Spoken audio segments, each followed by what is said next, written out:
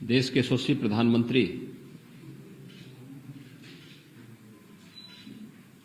आदरणीय श्री नरेंद्र मोदी जी द्वारा 7 दिसंबर को पूर्वी उत्तर प्रदेश के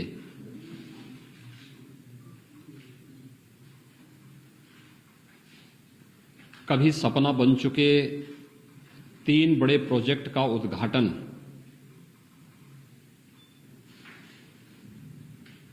प्रधानमंत्री जी के कर कमलों से होने जा रहा है।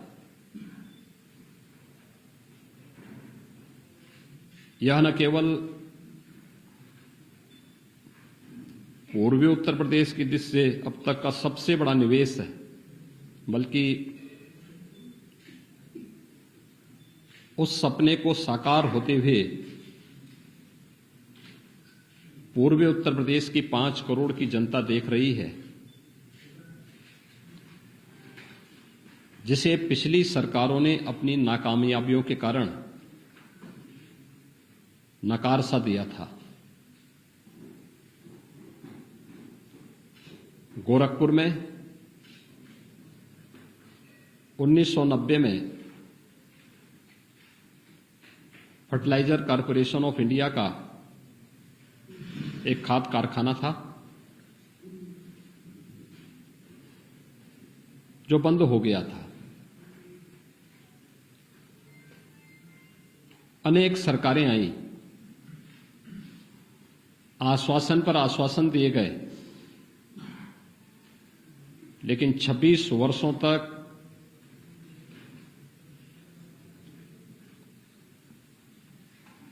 उन लोगों ने हमेशा हाथ खड़े कर दिए कि अब यहां पर नए कारखाने की आवश्यकता नहीं है। इसके कारण न केवल अन्नदाता किसान प्रभावित हुआ था, बल्कि सामान्य नागरिकों के जीवन पर असर पड़ा। गोरखपुर के विकास और पूर्वी उत्तर प्रदेश के विकास पर विपरीत असर पड़ा। रोजगार और नौकरी की संभावनाओं पर विराम लगा। अब यह सपना साकार हो चुका है। प्रधानमंत्री मोदी जी ने 2016 में गोरखपुर के खाद कारखाने का शिलान्यास किया और एक समय सीमा के अंदर यह खाद कारखाना बनकर के तैयार है। 7 दिसंबर को प्रधानमंत्री मोदी जी के कर कमलों से एक भव्य समारोह में हिंदुस्तान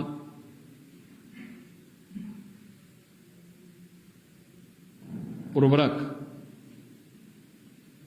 के नाम पर यह नया खाद कारखाना बनकर के तैयार है। यह राष्ट्र को समर्पित होगा।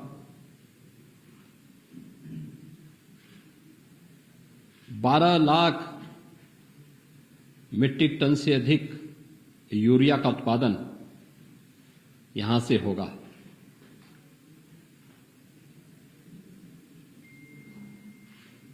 इसी प्रकार से यह खाद कारखाना केवल यहां पर किसानों को समय पर उर्वरक और रसायन उपलब्ध कराने में, बल्कि ढेर सारी रोजगार की संभावनाओं को आगे बढ़ाने में इसकी एक बहुत बड़ी भूमिका होगी। दूसरा, कभी बाढ़ और बीमारी के लिए जाना जाने वाला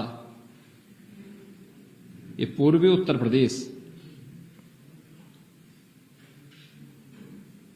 मासूम बच्चे यहां असमय दम तोड़ते थे। सरकारों की संवेदना कभी उन गरीबों के प्रति, अभावग्रस्त उन लोगों के प्रति नहीं देखने को मिली थी। एन्सेफेलाइटिस की ही हम बात करें,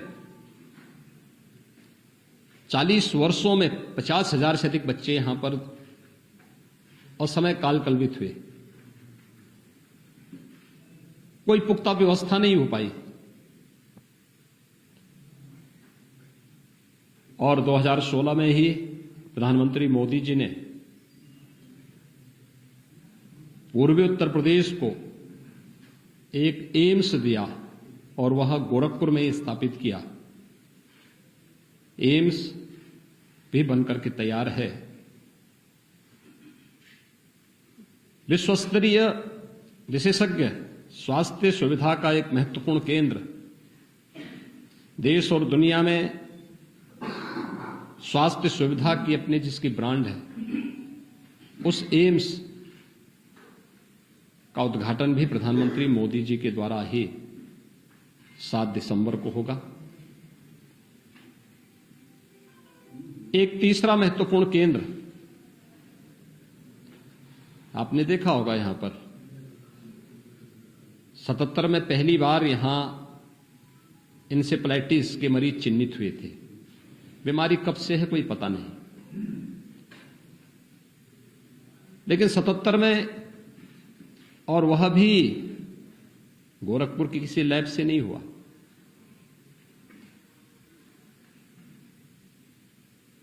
यह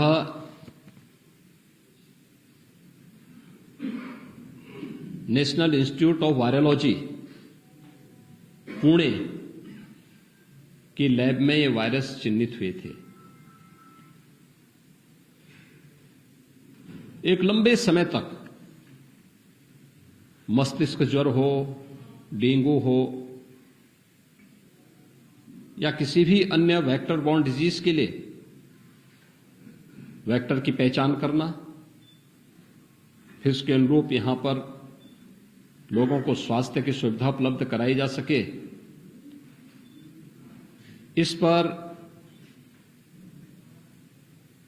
उस प्रकार की पुख्ता व्यवस्था करने के लिए जब सैंपल लिए जाते थे तो लंबे समय तक वे सैंपल जांच के लिए एनआईवी पुणे या देश के अन्य भागों में भेजे जाते थे। अब एक आईसीएमआर का एक रीजनल सेंटर एनआईवी पुणे की तर्ज पर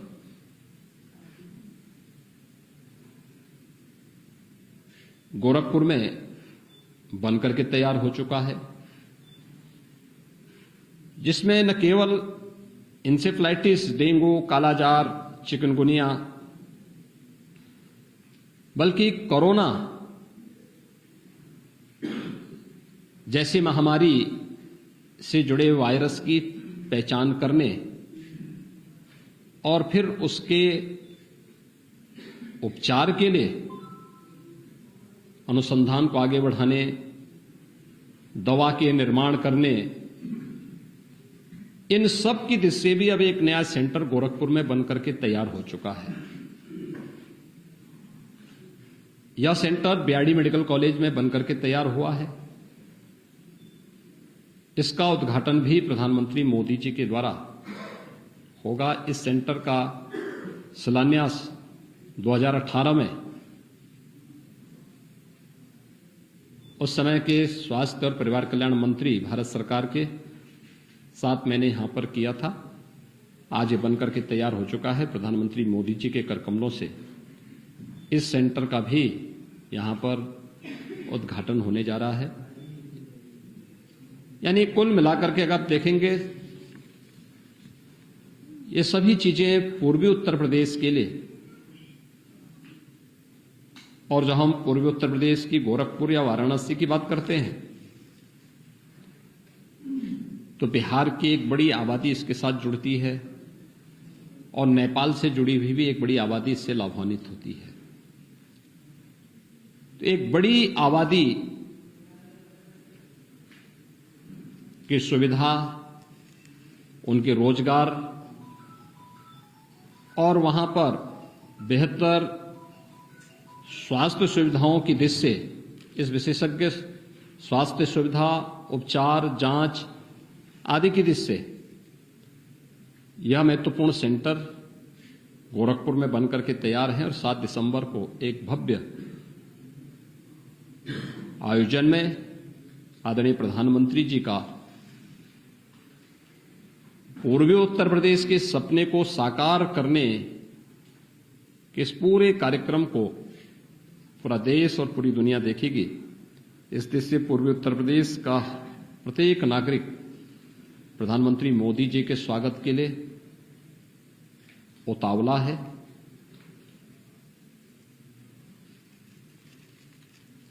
हम लोग पूरी राज्य सरकार भी और हर नागरिक कि जो विपक्ष के लिए नामुमकिन था, मोदी जी ने उसके मुमकिन बनाया है।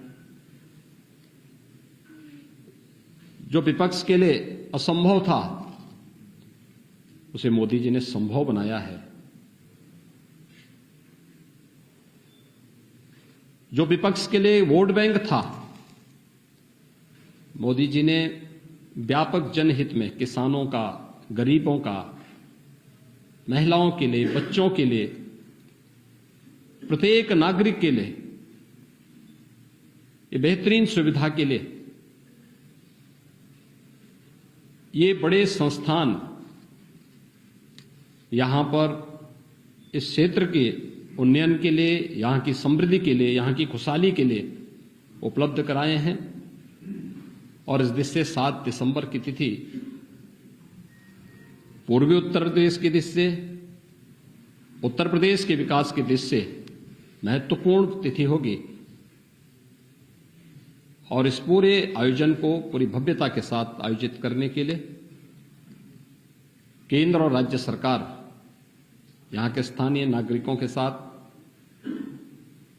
सुधीजनों के साथ, भारतीय जनता पार्टी, व्यापारिक संगठनों, सामाजिक संगठनों के साथ और जो यहां से जुड़ी हुई इन समस्याओं के प्रति चिंतित थे, उन सभी संगठनों को अपने साथ जोड़ते हुए प्रधानमंत्री मोदी जी के भव्य स्वागत की तैयारी के लिए हम सब पूरी मजबूती के साथ खड़े होकर के कार्य करेंगे। मुझे यही सूचना आपको देनी थी। फर्टिलाइजर का जो कारखाना है वो लगभग 600 एकड़ क्षेत्रफल में बना है।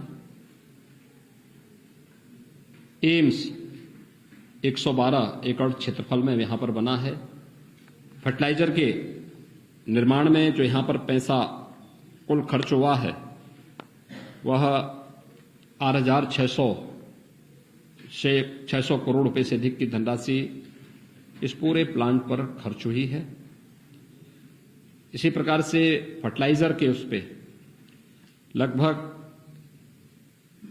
1011 करोड़ रुपए एम्स के निर्माण में खर्च हुए हैं।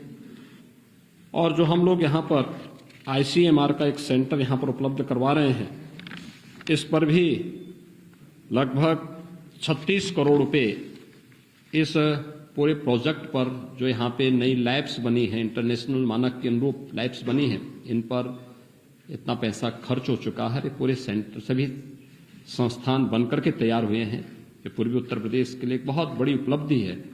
सचमुच प्रधानमंत्री मोदी जी के इस पूरे सकारात्मक अभियान और सकारात्मक सोच का हर व्यक्ति अभिनंदन कर रहा है और 7 दिसंबर को उनके स्वागत के लिए पूरी तत्परता के साथ यहां पर आकर के प्रधानमंत्री मोदी जी का स्वागत करेगा। धन्यवाद।